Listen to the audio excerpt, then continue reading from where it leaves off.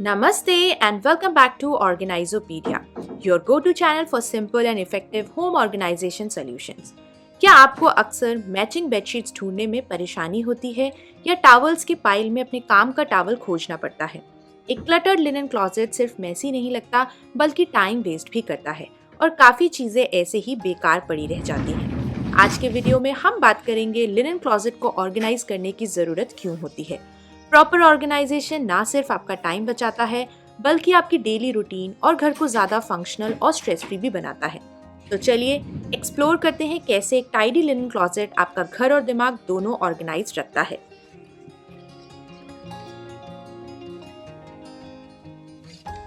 ये मेरे बेटे का रूम है और आप ये जो अलमारी देख रहे हैं इसके पहले दो सेक्शन में मैं अपने बेटे के कपड़े ऑर्गेनाइज करती हूँ और इस वाले सेक्शन में मैं रखती हूँ blankets, curtain, bed side runner, throws, cushion cover, single bedsheets, old bedsheets.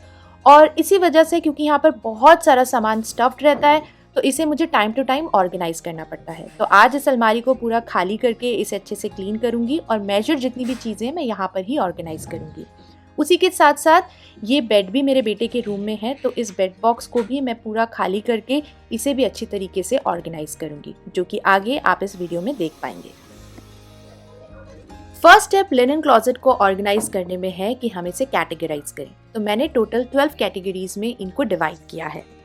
Curtains, bedsheets and pillow cases, cushion covers in various sizes, dining table placemats runner and covers, sofa throws, blanket quills and comforters, dohar, towels, face towel and bathing towel, kitchen towels, bedside runners, miscellaneous covers like chair covers and extra pillowcases, and last में है doormats। जितने भी curtains थे उन्हें मैंने अच्छे से fold करके उनके सेट में इस तरीके से रख दिया है। अब इन्हें अच्छे से ऑर्गेनाइज रखने के लिए मैं इस बार इस तरीके के ट्रांसपेरेंट प्लास्टिक पाउचेस का इस्तेमाल कर रही हूँ। पूरा का पूरा सेट मैं इस तरीके से प्लास्टिक बैग के अंदर डाल दूंगी। कुछ कर्टन्स हो सकता है कि थोड़े थिक हो तो आप 4 कर्टन्स हैं तो आप 2-2 करके उन्हें पैक कर सकते हैं।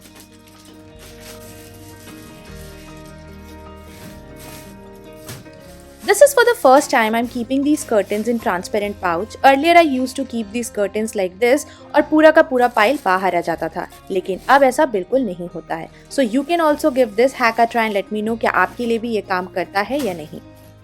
इस कबर्ड के लास्ट शेल्फ में मैं कर्टन्स को एक के ऊपर एक स्टैक करके रख दूंगी। I would advise कि आप कर्टन्स को या तो एकदम नीचे वाले शेल्फ में रखें या फिर टॉप शेल्फ में, क्योंकि हम कर्टन्स बहुत फ्रीक्वेंटली यूज नहीं करते हैं। तो हम ऊपर के शेल्फ में वो सामान रखें जिसे हम फ्रीक्वेंटली यूज करने वाले हैं। I follow very simple organization system। जिस चीज की जहां जरूरत हो उसे वहीं पर ऑर्गेनाइज करिए ताकि उसे एक्सेस करना इजी हो। तो सारी बेडशीट्स मैं यहाँ पर स्टोर करके रखती हूँ। ये है हमारे एक्स्ट्रा पिलो केसेस, ये बेडशीट्स जिन्हें मैं बहुत फ्रीक्वेंटली इस्तेमाल नहीं करती हूँ। ये हमारी सारी नई बेडशीट्स हैं जो कि अभी भी प्लास्टिक पाउच में ही हैं।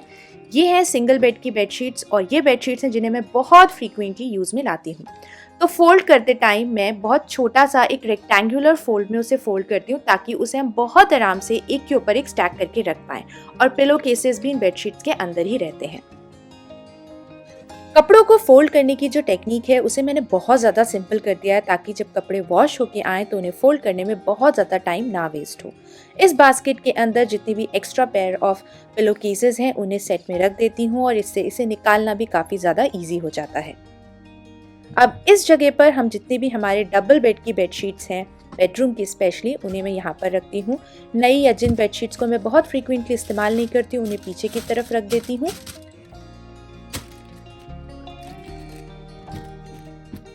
यहाँ फ्रंट में जितनी भी हमारी रेगुलर यूज वाली बेडशीट्स हैं उन्हें एक के ऊपर एक स्टैक करके रख देती हूँ। इस स्टैक को मैंने खाली छोड़ा है क्योंकि यहाँ पर हम अभी वुलन बेडशीट्स को स्टोर करेंगे। बास्केट को भी फ्रंट में रख देती हूँ and we are all sorted. इससे बेडशीट्स निकालना भी इजी हो जाता है। विंटर्स आते आते कॉटन बेडशीट्स को वुलन बेडशीट से रिप्लेस करना पड़ता है, तो वुलन बेडशीट्स को स्टोर करने के लिए मैं इस तरीके के एक पुराने ब्लैंकेट का कवर इस्तेमाल करती हूँ और ये ट्रांसपेरेंट भी है तो इसे देखना भी इजी है। अब आप चाहें तो इसे बेड बॉक्स में रख दें या फिर लॉफ्ट में, और विंटर्स में इसे ईजिली निकाला जा सकता है। सिंगल बेड मेरे बेटे के रूम में है तो मैं कोशिश करती हूँ कि बेडशीट्स में यहाँ पर ही रखूँ ताकि उसे ईजिली एक्सेस किया जा सके। तो इस शेल्फ में जो भी सिंगल बेडशीट्स हैं मैं उन्हें एक के ऊपर एक स्टैक करके रख दूंगी, ऐसे इसे निकालना भी ईजी हो जाता है।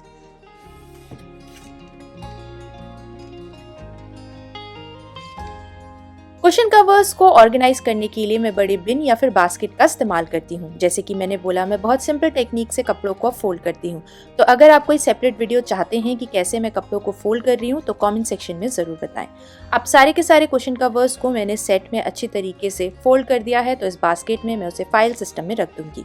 ऐसे रखने से जब मैं बास्केट को बाहर निकालती हूँ तो मुझे एक एक कुशन कवर ढंग से दिखता है और मैं उसे ईजिली पिक भी कर सकती हूँ। अब एक और बास्केट के अंदर जो एक्स्ट्रा प्लेस मैट्स हैं जिन्हें मैं डाइनिंग टेबल पर इस्तेमाल नहीं करती हूँ, लिविंग रूम में जो टेबल्स वगैरह हैं छोटे छोटे, उनके ऊपर बिछाने के लिए इसका इस्तेमाल होता है। कुछ एक्स्ट्रा कुशन कवर्स और जो नए कुशन कवर्स होते हैं उन्हें भी मैं इसी बिन में रख देती हूँ।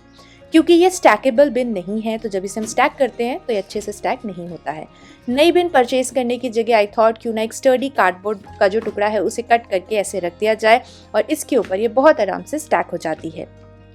इस बैग के अंदर जो भी एक्स्ट्रा कतरन होती है कपड़ों की, जो मोस्टली पूजा में इस्तेमाल होती है, मैं उसको रख देती हूँ। और बैक पोर्शन यूजुअली हमारा वेस्ट ही जाता है, सो आई थॉट क्यों ना इस तरीके से इसको मैं यहाँ पर रख दूँ, जब ज़रूरत होगी तो मैं उसे ईजिली पिक कर पाऊँगी। अब जो हमारे कुशन कवर की बास्केट्स थी मैं उन्हें एक के ऊपर एक स्टैक करके यहाँ पर रख दूँगी एंड इसे चूज़ करना, पिक करना काफ़ी ज़्यादा ईजी हो जाता है। तो अब हम बात करते हैं कि हम कैसे डाइनिंग टेबल के रनर्स, प्लेसमैट्स एंड कवर्स को ऑर्गेनाइज कर सकते हैं। तो सबसे पहले आपको इन्हें सेपरेट करके रखना है। जैसे यहाँ पर मैंने प्लेसमैट्स फोल्ड कर दी हैं, ये हैं डाइनिंग टेबल के रनर्स, और लास्ट में मैंने अच्छी तरीके से जो कवर्स है डाइनिंग टेबल के उन्हें भी फोल्ड कर दिया है। अब छोटी छोटी प्लास्टिक बैग्स का इस्तेमाल करके जितने भी प्लेसमैट्स के सेट हैं, चाहे वो 4 हों या 6 हों, उन्हें मैं इस तरीके से रख दूंगी ताकि ये बिखरें बिल्कुल भी नहीं। सारी चीजों का इस्तेमाल डाइनिंग स्पेस में ही होना है, तो बेहतर होगा कि इन्हें हम डाइनिंग स्पेस में ही ऑर्गेनाइज करके रखें। तो क्रॉकरी यूनिट के इस ड्रॉर में सबसे पहले मैं टेबल रनर्स को रखूंगी, बड़ा वाला प्लेसमैट, और इसी के साथ में जो हमने छोटे छोटे पैकेट्स में प्लेसमैट्स रखे थे उन्हें रख दिया है, और लास्ट में जो हमारे टेबल के कवर्स हैं उन्हें। मैंने डाइनिंग टेबल के रनर्स को छोटा फोल्ड किया है ताकि एक्स्ट्रा एक्सेसरीज जैसे कि कोस्टर्स वगैरह मैं बास्केट में रख पाऊँ। एंड सी, अब इसे एक्सेस करना भी काफी ज्यादा इजी हो गया है। सोफा थ्रोज एंड कवर्स को ऑर्गेनाइज करने के लिए मैं बेड बॉक्स का इस्तेमाल कर रही हूँ। जब मैं डायरेक्टली इस तरीके से कवर्स या थ्रो को रखती थी तो सब एक साथ मेस्ड अप हो जाते थे, तो अब इसे और अच्छी तरीके से ऑर्गेनाइज करने के लिए मैंने इस ऑर्गेनाइजर को ऑर्डर किया है, जिसे आप बहुत आराम से DIY करके रेडी कर सकते हैं। इसके साथ में जिपर भी आता है, तो इसके अंदर रखी गई चीजें भी गंदी नहीं होती हैं। सोफा कवर्स एंड थ्रो को मैं कुछ इस हिसाब से फोल्ड करती हूँ कि लास्ट में एक बहुत ही कॉम्पैक्ट साइज में रेक्टेंगल बन जाए, और फिर मैं उसे सेट में कुछ इस तरीके से एक के ऊपर एक स्टैक करके रख देती हूँ। ऐसे रखने से चीज़ें ऑर्गेनाइज्ड रहती हैं और जब आपको इनकी ज़रूरत होती है आपको पूरे बैग का सामान बाहर निकाल करके उस एक पर्टिकुलर चीज़ को ढूंढने की आवश्यकता भी नहीं पड़ेगी। सोफा थ्रोज बेड बॉक्स में मैं इसलिए रखती हूँ क्योंकि इन्हें हम बहुत फ्रीक्वेंटली यूज नहीं करते हैं, और जब भी जरूरत हो without lifting the mattress I can open the bed box and take out the sofa throw, और ऐसे रखने से ये प्रोटेक्टेड भी रहते हैं।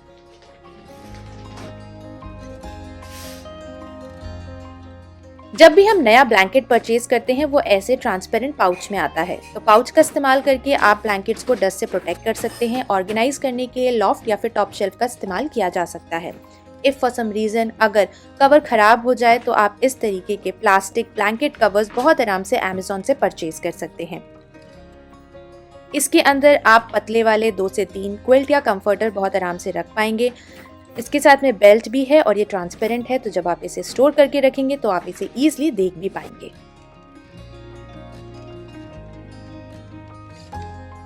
अब हम बात करते हैं टॉवल्स की। तो सबसे पहले हैं ये थिक टॉवल्स, जिन्हें हम मोस्टली समर्स में इस्तेमाल में लाते हैं।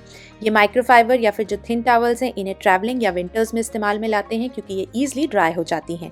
और लास्ट में अगर मैं बात करूं तो ये हैं फेस टॉवल्स। और उसी के साथ साथ ये हैं कुछ नई फेस टॉवल्स। अब टॉवल्स को ऑर्गेनाइज करके हम रखते हैं बाथरूम के अंदर। बेसिकली ये जो वैनिटी है उसकी कैबिनेट के फर्स्ट शेल्फ में जितनी भी टॉवल्स हैं उन्हें ऑर्गेनाइज करती हूँ ताकि इसे ईजिली यहाँ से कोई भी पिक कर पाए। तो सबसे पहले मैंने इस तरीके के शेल्फ डिवाइडर्स यहाँ पर लगा दिए हैं ताकि जो तीनों कैटेगरीज हैं टॉवल्स की उन्हें हम सेग्रीगेट करके रख पाएँ। तो जो न्यू टॉवल्स हैं बैक साइड में मैं उन्हें रख रही हूँ, जब ज़रूरत होगी उसे हम वहाँ से पिक कर सकते हैं। तो सबसे पहले जो हमारी सारी थिक टॉवल्स थी उन्हें मैं यहाँ पर पाइल करके एक के ऊपर एक रख दूंगी। अब मिडिल सेक्शन में जितनी भी हमारी थिन या फिर माइक्रोफाइबर टॉवल्स हैं जिन्हें हम मोस्टली ट्रैवलिंग के टाइम पे इस्तेमाल करते हैं उनको मैंने यहाँ पर ऑर्गेनाइज करके रख दिया है। And hair goes the face towels. तो सारी टॉवल्स हमने यहाँ ऑर्गेनाइज कर दी हैं। जैसे कि मैंने पहले भी बोला, मैं ऑर्गेनाइजेशन बहुत ही सिंपल रखती हूँ। तो टॉवल्स हैं तो बाथरूम में रखेंगे तो वो ज़्यादा प्रैक्टिकल रहेगा। अब किचन के अंदर इस ड्रॉर में जितनी भी हमारी किचन की टॉवल्स हैं उन्हें फोल्ड करके मैं इस पर्टिकुलर सेक्शन में एक एक करके फाइल सिस्टम में रख देती हूँ। एंड जब भी ज़रूरत होती है, हमारे घर में जितने भी लोग हैं उनको पता है कि यहाँ सारी टॉवल्स हैं, तो ड्रॉर ओपन करके इन टॉवल्स का बहुत ईजिली इस्तेमाल किया जा सकता है। दोहर को भी मैं बेडशीट्स की तरह रेक्टेंगुलर फॉर्म में फोल्ड करके एक के ऊपर एक स्टैक करके रख देती हूँ। इससे इसे एक्सेस करना इजी हो जाता है।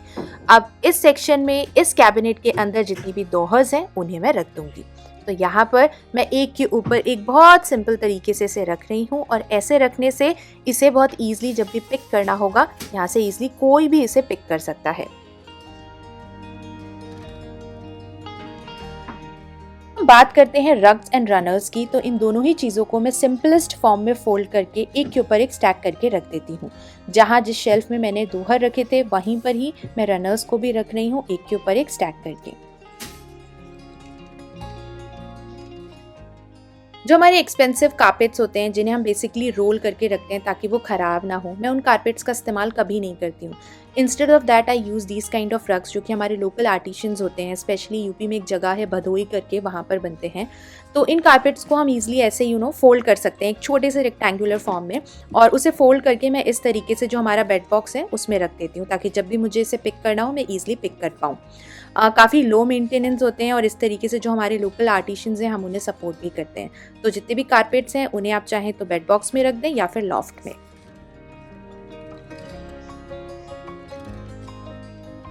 जो भी एक्स्ट्रा कवर्स हैं उन्हें रखने के लिए मैं बास्केट का इस्तेमाल कर रही हूँ।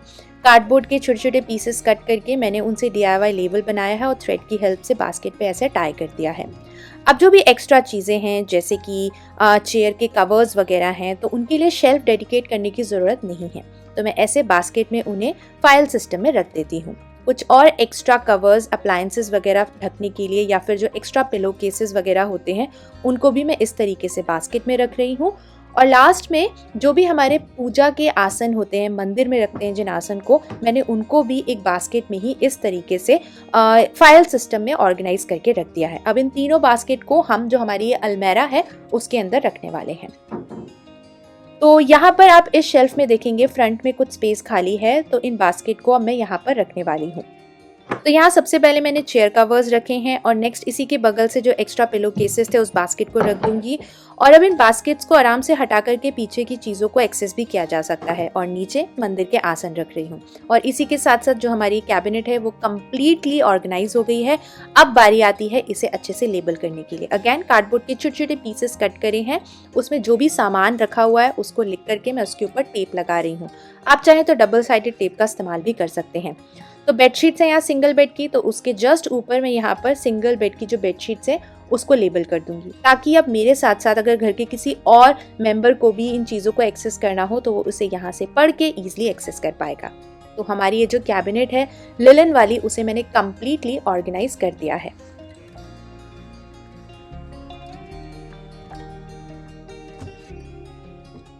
लास्ट में बात करते हैं डोरमैट्स की, तो उन्हें फोल्ड करके स्टैक करके रख देती हूँ। लिविंग रूम में जो टीवी यूनिट है वहाँ पर हमने एक छोटा सा स्टोरेज बनवाया था जिसे हम और किसी इस्तेमाल में तो नहीं लेते हैं। सो वी थॉट क्यों ना इस सेक्शन के अंदर जितने भी हमारे डोरमैट्स हैं उन्हें हम ऑर्गेनाइज करके रखते हैं और जब भी ज़रूरत होगी यहाँ से इसे ईजिली एक्सेस कर पाएंगे।